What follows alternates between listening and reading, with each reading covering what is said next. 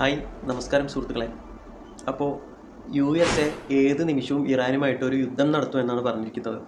അപ്പോൾ ഇറാനിലുള്ള ഇന്ത്യക്കാരോട് ഉടൻ തന്നെ മടങ്ങാൻ ഇന്ത്യൻ എംബസി ഇന്ന് നിർദ്ദേശം നൽകിയിരിക്കുകയാണ്.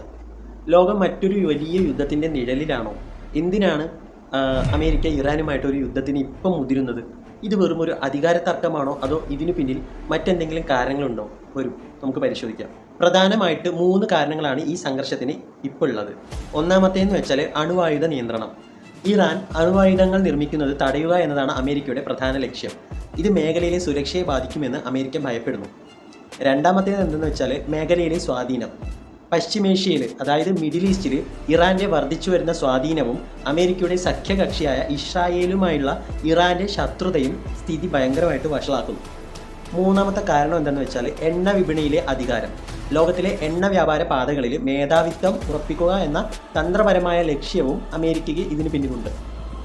ഇനി ഇങ്ങനൊരു യുദ്ധം സപ്പോസ് പെട്ടെന്ന് ഉണ്ടായാൽ അത് ലോകത്തിലെയും നമ്മളെയും എങ്ങനെയൊക്കെ ബാധിക്കുമെന്ന് നമുക്ക് നോക്കാം. ആദ്യത്തെ പ്രഹരം നമ്മുടെ പോക്കറ്റിനായിരിക്കും. അതായത് ലോകത്തിലെ ക്രൂഡ് ഓയിൽ വിതരണത്തിൻ്റെ 5/1 കടന്നു പോകുന്നത് ഇറാൻ തീരത്തെ ഹോർമുസ് കടലിടുക്ക് വഴിയാണ്. യുദ്ധം ഉണ്ടായാൽ ഈ പാത തടസ്സപ്പെടും.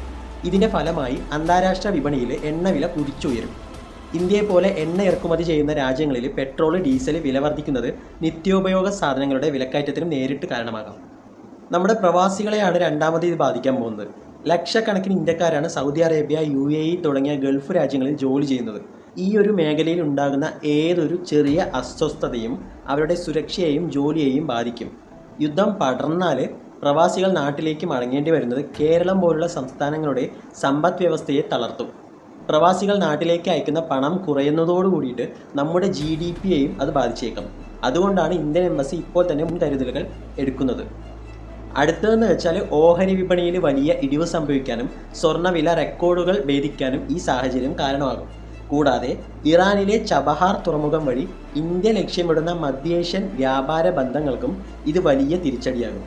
ചുരുക്കി പറയുകയാണെങ്കിൽ യുദ്ധം അവിടെയാണെങ്കിലും അതിൻ്റെ അലയൊലികൾ നമ്മുടെ ഓരോരുത്തരുടെയും വീടുകളിലും അടുക്കളയിലും വരെ ഉണ്ടാകാം. സത്യം പറഞ്ഞാൽ യുദ്ധം ഒന്നിനും ഒരു പരിഹാരമല്ല, അത് നാശങ്ങൾ മാത്രമേ വിതയ്ക്കുള്ളൂ.